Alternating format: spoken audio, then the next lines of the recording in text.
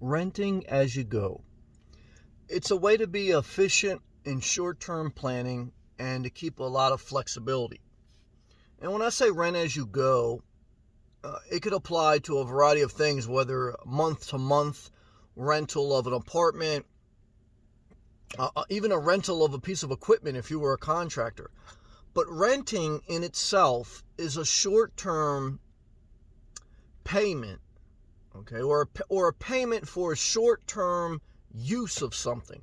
Whether you're going to use a space to live in, renting an apartment, or whether you're going to use a piece of equipment to rent to use for a purpose.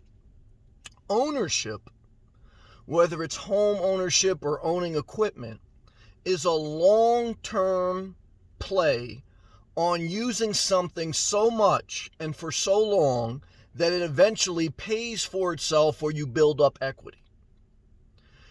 Renting is, again, you're in and out of something and you're only going to pay for kind of what you use. Ownership is you're planning to use something so long that eventually it makes sense to own it. Because ownership comes with liability, maintenance, and a variety of possibly unexpected costs. Whereas renting, there's fixed cost. And you can budget and you can plan around those fixed costs. Ownership is a lot of variable. Okay. But you're willing to deal with the variable through ownership if you estimate long term it'll pay off. So that rent as you go model is the short, efficient, flexible, no waste model for a shorter or medium term planning. If you go into long-term strategy, then renting could be a negative. Like if you're going to use a hammer drill for a contracting business and you use that hammer drill every day for 5 years, then it would have been better for you to buy a hammer drill rather than renting a drill for every job. Possibly. But if you only have one job a month, you're probably better off just renting a hammer drill. And same thing with housing. If you know you're going to move every couple years, if you know you're going to upgrade your house because eventually you're going to have a family, if you're not going to stay in one area, in one size home dwelling for several years, it's probably better to rent. Home ownership is you planning 10 years out and saying, I plan to be in this location with this size house 10 years from now. So there's exceptions, and I'm giving a general thought on renting as you go versus owning something. It's a different philosophy based around short-term and long-term planning, based around how much you use it and how much you anticipate to change. It's having foresight into your future or what you want your future to be, and then making some decisions that either increase or decrease your liability. Everything requires a level of thought, planning, and research. There's a scripture that says, a person who starts to build but doesn't count the cost is foolish. Because eventually there'll be other costs associated with building something and you won't have calculated for it, and then you'll be screwed.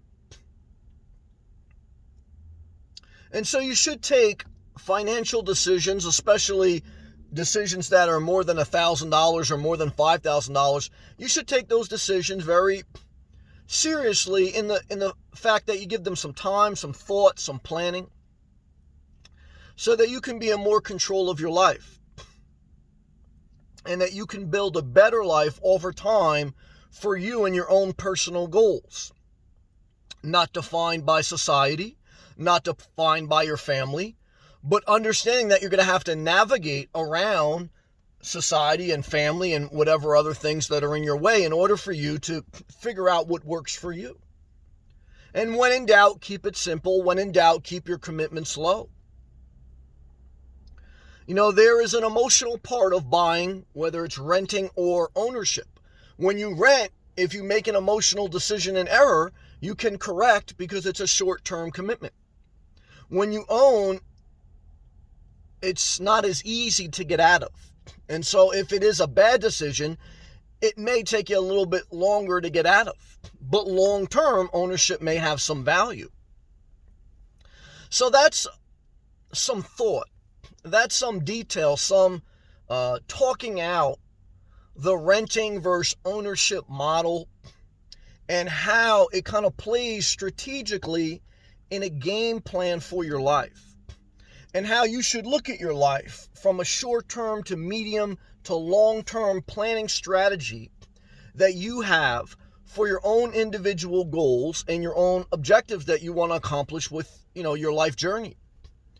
And things change. No matter what in life, there's always going to be change.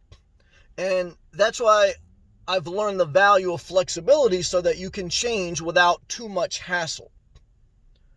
And that's why the number one book I recommend everyone read is a book called Who Moved My Cheese by Dr. Spencer Johnson.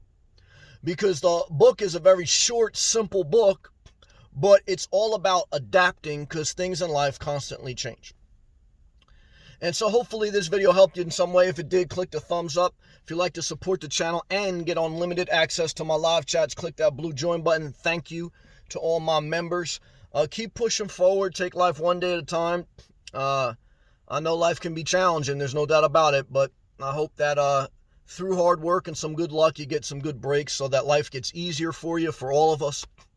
And I'm grateful for what I have. I hope you're grateful for what you have. And that's it. That's all we can do. Keep pushing forward. Thank you for watching. Peace.